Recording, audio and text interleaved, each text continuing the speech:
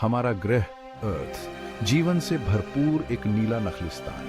लेकिन क्या आपने कभी सोचा है कि यह खूबसूरत दुनिया कैसे बनी? चलिए करीब 4.5 अरब साल पहले के समय में चलते हैं। कल्पना कीजिए, गैस और धूल का एक विशाल बादल अंतरिक्ष में घूम रहा है। यह हमारे सौर मंडल का जन्म स्थान है, जिसमें हमारी पृथ्वी भी शामिल है। लाखों वर्षों में गुरुत्वाकर्षण ने इस धूल और गैस को एक साथ खींच लिया। यह बादल तेज और तेज घूमता रहा और आखिरकार अपने ही भार से सिमट गया। इस भंवर के केंद्र में हमारा सूर्य परमाणु संलयन की एक प्रचंड प्रक्रिया से प्रज्वलित हुआ।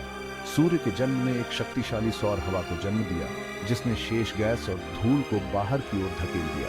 सूर्य के निर्माण से बचा हुआ ये पदार्थ आपस में जुड़ गया, जिससे ग्रहों के बीज बने। इन छोटे चट्टानी बॉडियों में से एक आखिरकार हमारी पृथ्वी बनी। लेकिन शुरुआती पृथ्वी उस ग्रह से बहुत अलग थी जिसे आज हम जानते हैं। ये चट्टानों का एक गर्म पिघला हुआ गोला था, जिस पर क्षुद्र ग्रहों और धूमकेतुओं की बौछार होती रहती थी। इसकी सतह पर ज्वालामुखी फटते रहते थे, जिससे लावा और गैसें वातावरण में फैलती रहती थी। समय के साथ पृथ्वी ठंडी होने लगी, एक ठोस परत बनी और तरल पानी के महासागर जमा होने लगे। यह वह प्रिमोर्डियल सूप था जिससे अंततः जीवन का उदय हुआ। पृथ्वी का निर्माण कोई अनोखी घटना नहीं थी। यह एक ऐसी प्रक्रिया का ही एक नतीजा था जो पूरे ब्रह्मांड में चलती रहती है। तारों और उनके ग्रहों के मंडल का जन्म। उस गैस और धूल के बादल की कल्पना कीजिए जिसका जिक्र मैंने पहले किया था। इसे प्रोटोप्लैनेटरी डिस्क कहा जाता है और यही ग्रह निर्माण का शुरुआती बिंदु है। गुरुत्वाकर्षण एक कुशल मूर्तिकार की तरह है जो धूल और गैस को एक साथ खींचता है। जैसे जैसे ये कण आपस में जुड़ते हैं, वैसे वैसे ये प्लैनेटेसिमल नामक बड़ी और विशाल वस्तुएं बनाते हैं। ये प्लैनेटेसिमल ग्रहों के निर्माण खंडों की तरह है। कल्पना कीजिए कि अंतरिक्ष में कंचों का खेल चल रहा है, लेकिन कंचों की जगह आपके पास ये चट्टानी और बर्फीले पिंड हैं जो आपस में टकरा रहे हैं और चिपक रहे हैं।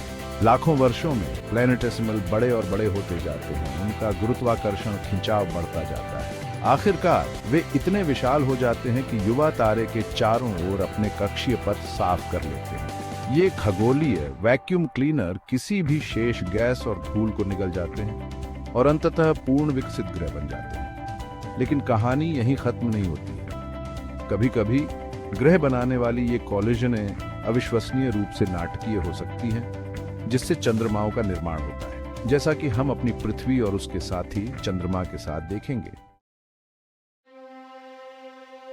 शुरुआती सौरमंडल एक असिक्रेटसक जगह थी।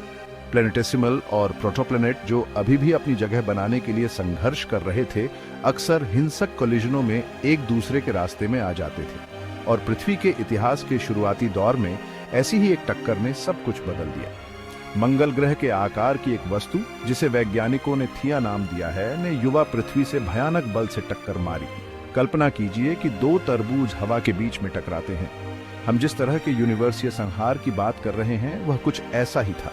यह टक्कर इतनी शक्तिशाली थी कि इसने थिया और पृथ्वी की बाहरी क्रस्टों के एक बड़े हिस्से को वाष्पीकृत कर दिया। इस विशाल टक्कर से निकला मलबा अंतरिक्ष में बिखर गया, जिससे क्षत विक्षत पृथ्वी के चारों ओर पिघली हुई चट्टान और धूल का एक छल्ला बन गया। इसे हमारे ग्रह के चारों ओर एक यूनिवर्सीय डोनट की तरह समझें। समय के साथ गुरुत्वाकर्षण ने मलबे के इस छल्ले पर अपना जादू चलाया। कण आपस में टकराए, आपस में मिले और धीरे धीरे एक नया खगोलीय पिंड बना, हमारा चंद्रमा।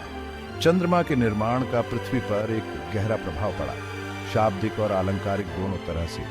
इसने हमारे ग्रह के घूर्णन को स्थिर किया, जिससे नियमित मौसम और दिन रात के चक्र बने, जिससे जीवन को पनपने में मदद मिली। और जैसा कि हम देखेंगे, चंद्रमा अपनी प्राचीन चट्टानों में इस महाकाव्य टक्कर के सुराग समेटे हुए है।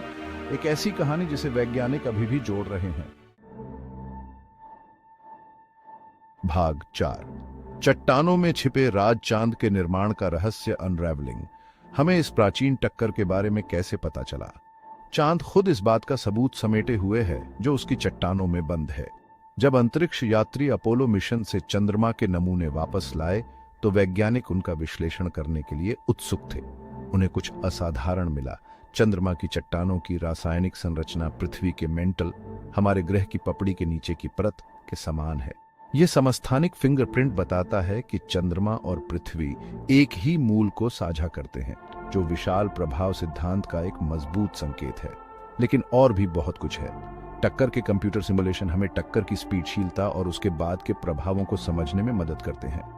ये सिमुलेशन बताते हैं कि आज हम जिस पृथ्वी चंद्रमा प्रणाली को देखते हैं, उसे बनाने के लिए टक्कर के लिए थिया को एक विशिष्ट कोण और गति से पृथ्वी से टकराना होगा। ये एक यूनिवर्स या बिलियर्ड्स गेम की तरह है, जहां टक्कर का कोण और बल गेंदों की अंतिम स्थिति तय करते हैं।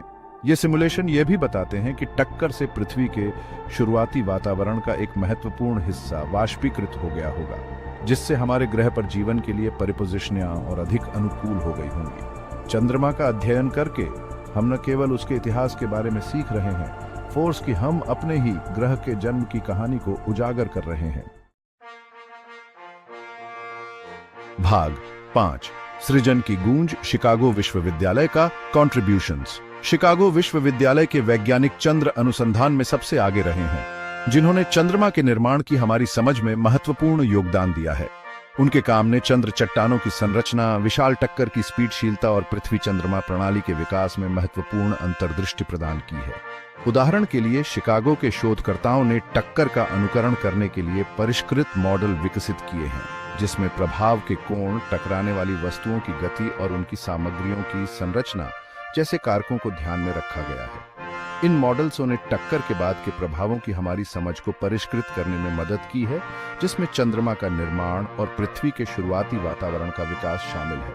इसके अलावा शिकागो के वैज्ञानिक चंद्र नमूनों के विश्लेषण में शामिल रहे हैं। इन प्राचीन चट्टानों के भीतर छिपे मिस्ट्रियों को उजागर करने के लिए अत्याधुनिक तकनीकों का उपयोग कर रहे हैं। उनके निष्कर्षों ने चंद्रमा की आयु, संरचना और भूवैज्ञानिक इतिहास पर ओरिजिनवान डेटा प्रदान किया है, जो विशाल प्रभाव सिद्धांत का और समर्थन करता है। शिकागो विश्वविद्यालय वैज्ञानिक उत्कृष्टता की अपनी लंबी परंपरा के साथ चंद्रमा और हमारे अपने ग्रह के इतिहास से उसके संबंध के बारे में हमारे ज्ञान को आगे बढ़ाने में महत्वपूर्ण भूमिका निभाता रहता है। उनके शोध के माध्यम से हम उस स्पीडशील और अक्सर हिंसक प्रक्रियाओं के लिए गहरी सराहना हासिल कर रहे हैं, जिसने हमारे सौर मंडल को आकार दिया और उन खगोलीय बॉडियों को जन्म दिया जिन्हें हम आज देखते हैं। भाग 6, नए क्षितिज, दूर की दुनिया की क्वेस्ट। हमारे चंद्रमा के निर्माण के अध्ययन के निहितार्थ हैं, जो हमारे अपने आंगन से कहीं आगे तक फैले हुए हैं। जैसा कि हमने सीखा है, ग्रह निर्माण एक गंदा व्यवसाय है। इसमें टकराव, करीबी चूक और गुरुत्वाकर्षण संबंधी परस्पर क्रियाएं शामिल हैं, जो ग्रह प्रणालियों की अंतिम संरचना को आकार देती हैं।